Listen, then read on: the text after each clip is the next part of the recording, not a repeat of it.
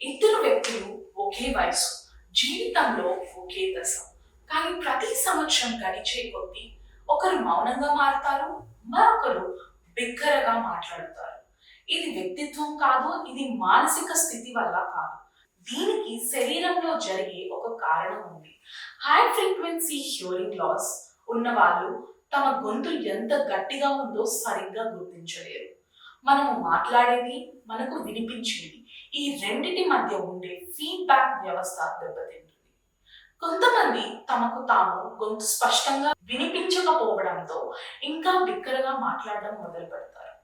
మరికొందరు మాత్రం మాట్లాడడానికి దూరమవుతారు, ఎందుకంటే మాటలు అర్థం చేసుకోవడం వాళ్ళకి చాలా కష్టంగా మారుతుంది.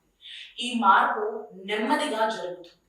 అందుకే ఇద్దరు ఒకరినొకరు మారిపోయారు అనుకుంటారు.